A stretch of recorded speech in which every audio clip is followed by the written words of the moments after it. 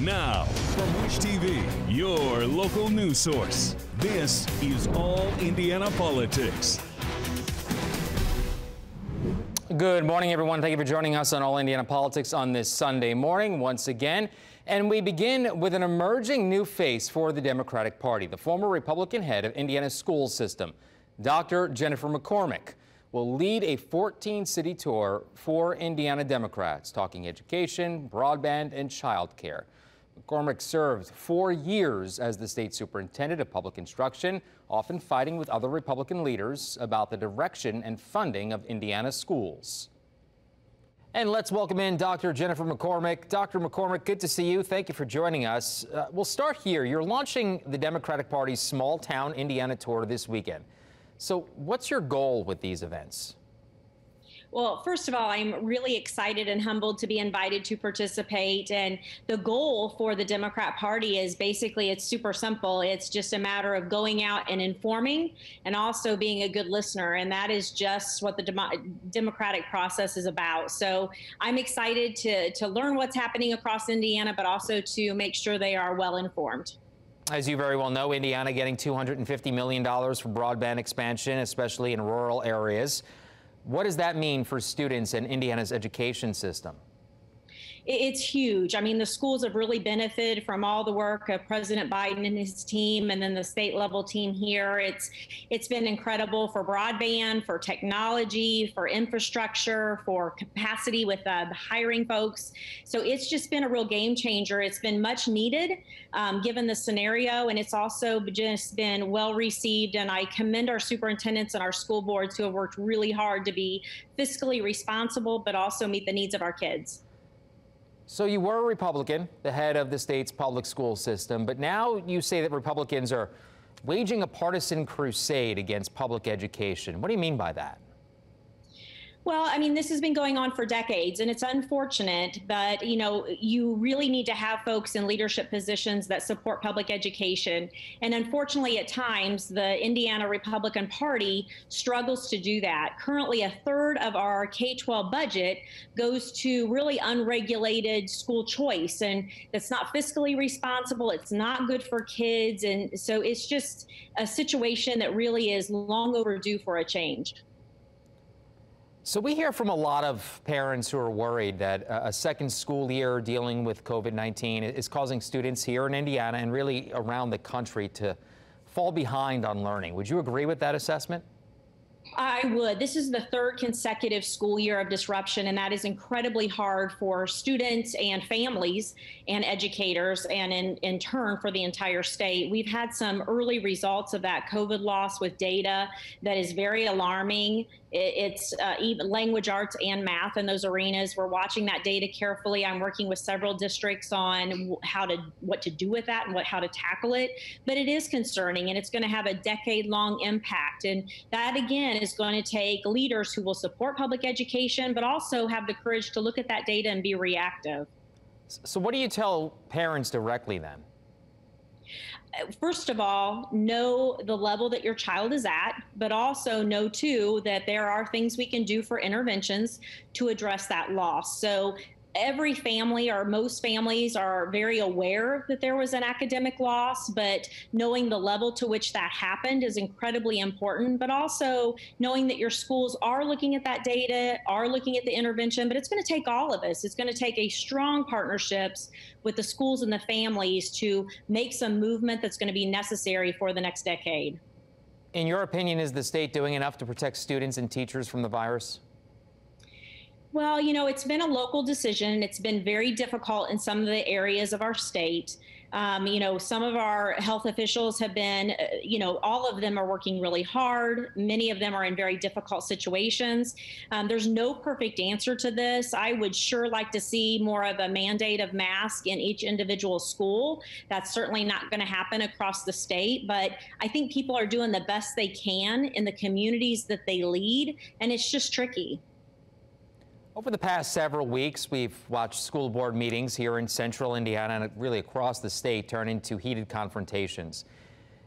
Do you believe that these are parents with legitimate concerns or just looking to create chaos?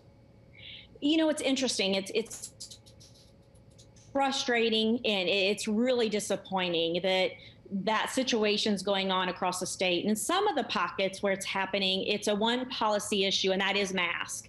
And some of that is because of those who don't want to follow the science or who don't want their kids in mask any longer for several reasons. So in some pockets, it's because of COVID-related mask issues. But in other pockets, it's very much of an organized effort that's coming from outside of Indiana to cause disruption with critical race theory or social emotional learning skills and curriculum tied to that. And that's very purposeful. And it goes back to a anti-public education push that, again, is coming outside of Indiana. It's causing a lot of disruption. But regardless, it does not do anyone any good, including our students, to have a bunch of disruption at a school board. Families who are discouraged or frustrated with their school board and their school leaders, there's an appropriate way to handle that. And it is not certainly showing up at school boards and threatening people or yelling at people and being disruptive. That is not serving anyone well. Some lawmakers, as you very well know, pushing for partisan elections when it comes to the school board. Your thoughts? That's not a good idea. I think that is poor policy. There are a lot of consequences that I think would follow that. One being you would really eliminate the quality of leaders that we have in our state.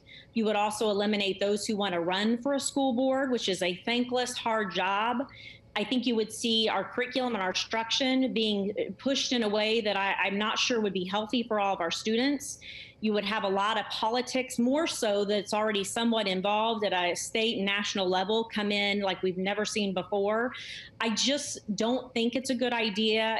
That whole political piece needs to be left out of school board races. And I know it's intertwined already, but to the degree that you have to declare your party before you run for a school board position is just not what's best for schools. As you very well know, the federal government close to approving vaccines for children ages 5 to 11. Would you like to see school districts have COVID-19 vaccine mandates for children? Well, I think you have to follow the science, and it goes back to, CDC recommendations, and you have to listen to the pediatricians, and there's a lot of layers to that. But if everybody who are the professionals and the scientists and they say it's safe for our students, I would hope that our schools would follow that science. I know that is also tricky. I'm a parent, but my child is over 20, so it's a little bit different of a concern, and it's a lot for a parent to consider. I'm not going to belittle that or demean that at all. But if the science is there and you have the medical folks who are supporting it, I would encourage that vaccination, certainly.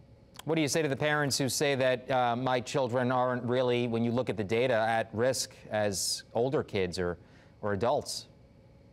Well, I mean, you're always going to have families that are going to find their sources of information in different locations, and how that's being delivered is also impacting this whole entire conversation. But it goes back to listening to your pediatrician, listening to scientists. They need to do their homework and do it well and then make a decision. And again, it's not easy, but I would certainly make sure that they are looking in the right direction for good information versus misinformation.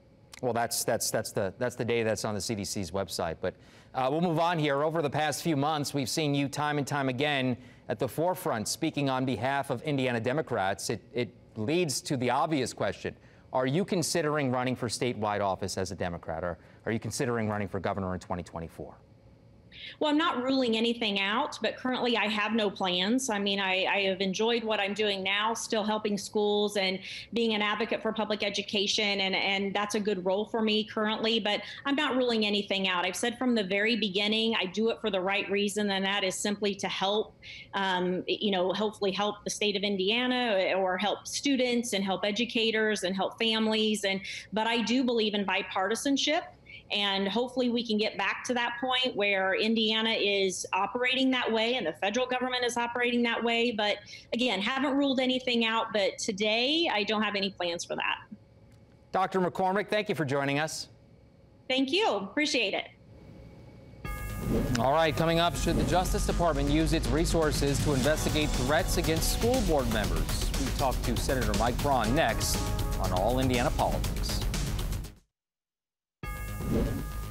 Welcome back to All Indiana Politics. On this Sunday, we stay on topic now of school board meetings. Attorney General Merrick Garland this week defended his decision to have federal agents investigate threats against local school boards. Garland told congressional Republicans on Thursday they are not investigating peaceful protests or parent involvement at meetings. Our All Indiana Politics team asked Republican Senator Mike Braun about the increasing number of school board confrontations. I was on a school board 10 years, and occasionally you'd have rowdy meetings, generally around a disciplinary issue or a building project being proposed. This is different now. We're talking about vaccine and mask mandates. We're talking about critical race theory. And we're having a lot of this being shoved down from the federal government. So I think it's should be a place of decorum. Wouldn't have appreciated it when I was on a board that people are getting in your face. On the other hand, I think that if boards aren't reflecting the community's values, that could be the most important entry level into public service going forward, more so than local and state government, or even trying to do what I did. So I think that that will be a kind of soul searching in terms of parents. I interviewed the Secretary of Education and said, who should be the main stakeholder in our kids' education, parents or otherwise? And would not say parents. I think a lot of parents are going to really think about who they put on their school boards. That's no excuse, though, for having school board meetings that get out of hand and where board members might feel threatened. It doesn't require the Department of Justice getting involved. And one other part of our conversation with Senator Braun that we want you to hear about is mandates for the COVID-19 vaccine. The senator made news this week encouraging Chicago police officers who don't want to get the vaccine to apply for jobs here in Indiana, where it's not mandated. We also asked him about the looming deadline for federal employees and contract workers to get vaccinated. And it's in public service arena. It's federal employees. We got a Crane Naval Weapons Center not far from where I live. I've had texts and calls from people I know. They got the ultimatum on November 2nd, either get the vaccine or quit your job. That is an unintended consequence, and there will be some people making probably decisions they wish they wouldn't, forced by an overreach from government. You're doubling down at the tail end when companies are finally got a rhythm of how they've made it through this far, and this will be the biggest impact on companies when you can lose 10 to up to 30 or 40% of your workforce due to a bureaucratic decision. That's stupid policy in my mind. Our political experts will join us next to talk about those school board meetings and threats and a whole lot more right here on All Indiana Politics. All right, welcome back to All Indiana Politics as we welcome back Tom John, former Marion County Republican Party chairman, and Kip Tu, former chairman of the Indiana Democratic Party. Let's start by talking school board elections, gentlemen, here in Indiana. Tom, we'll start with you. Is it time to make school board candidates openly declare their party in Indiana's elections? I think that's something that's open. We've obviously been there in the past, as far as a lot of places have been there. We've had elections in the primaries. We've had elections in the fall. At the end of the day, I'm not sure personally that we should introduce that into the equation because it's additional partisanship.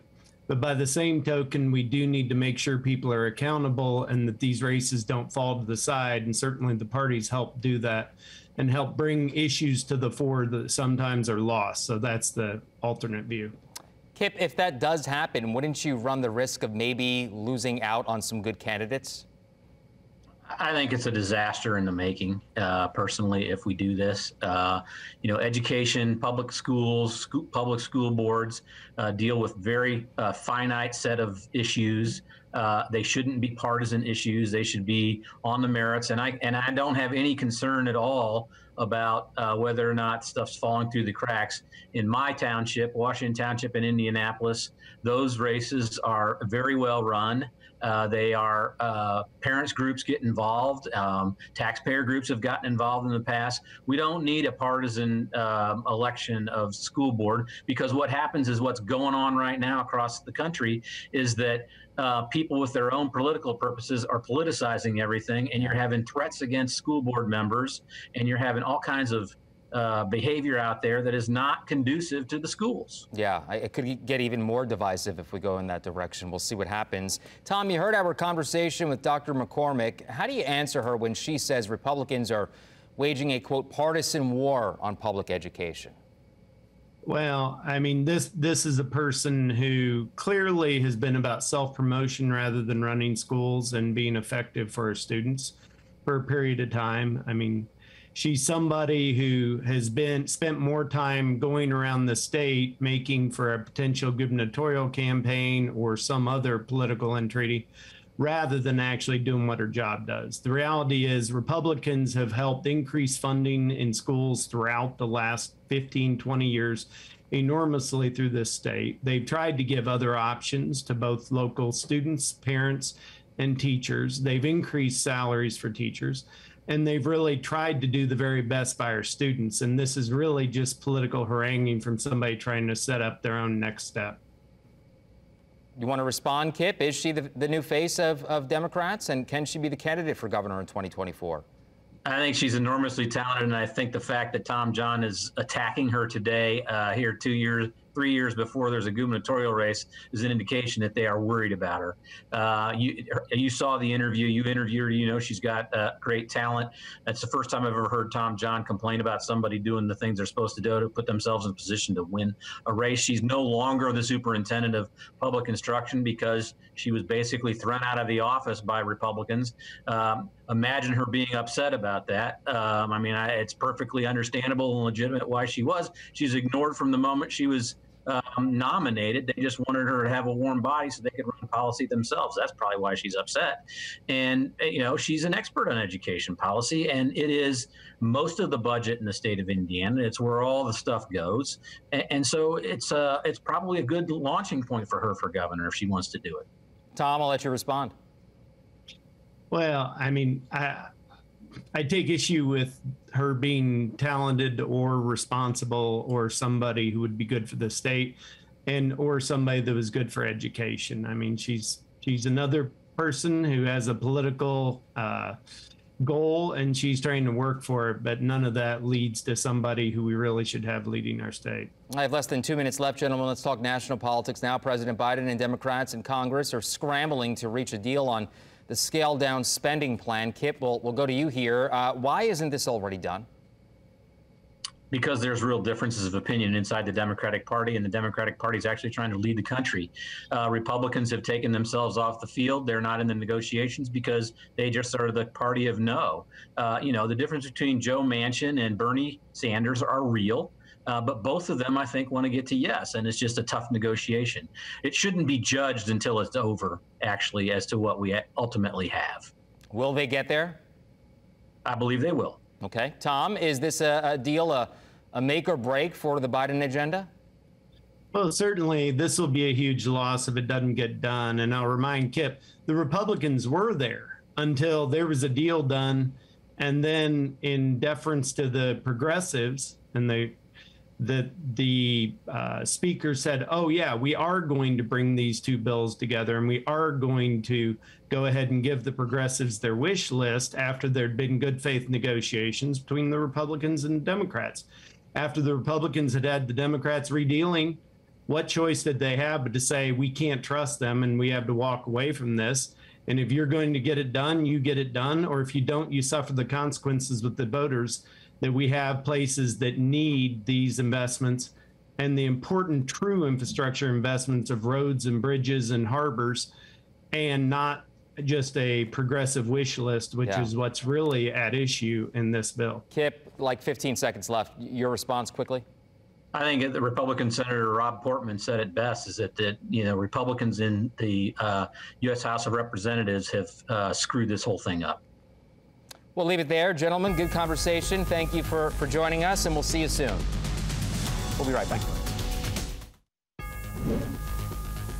All right, thank you for joining us for All Indiana Politics on this Sunday. We'll be back here next Sunday, as we are every single week at 9:30 in the morning. You can also find our brand new All Indiana Politics podcast. It's part of our All Indiana Podcast Network at wishtv.com. Lots going to happen in the political world this week. We'll keep an eye on it. Have much more on wishtv.com.